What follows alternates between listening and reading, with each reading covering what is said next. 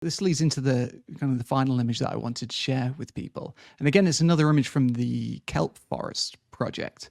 And it just speaks to your kind of long-term dedication to, especially this story about kelp forests. And I think that's one of the things that, I think with photographers such as yourself is this dedication to long-term projects. It's kind of a niching down on certain topics and certain issues, but it's looking at these projects over a long term, and you're looking at maybe the same issue and how it's occurring in different parts of the world, and you're looking at these projects over a long period of time. You're not doing disjointed stories.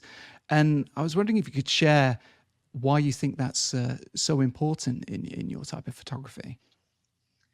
I think for the kelp forest story, and just for any other long-term project like the one I did on the Springs, it's like if you have a passion for it, it allows you to keep doing it. And so I just love kelp forests. And again, when I saw them disappearing and the threats that they're facing, you want to like document that and tell everybody about it.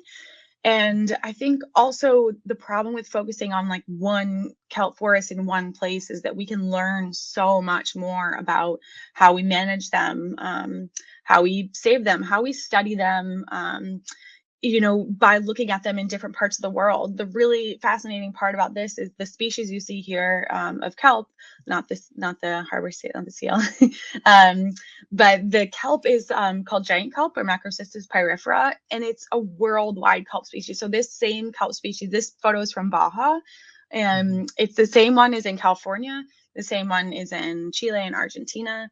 It is in South Georgia and the Falkland Islands. It is on both sides of the equator, although not near the equator because it can't survive in warm water. And that's another one of the questions that I was curious about, like how did it hop the equator? It did it at a time when the oceans look a lot different than they look today. But using this species as like this worldwide example of how we manage these kelp forests and what it looks like in different places and the threats that it's facing in these different places. A lot of times we find out the threats are the same and the way that we approach them is different. But it also helps connect scientists maybe working in these different parts of the world on similar issues and even sometimes the same species. So it's kind of a cool like cultural look at management of these very worldwide ecosystems. So it's almost connecting the dots between these different locations and the same species, but in different parts of the world. So I suppose when you're communicating your story to different people in different parts of the world, I suppose that helps you connect the stories and gets people in the US to care about something that's happening in Japan and vice versa.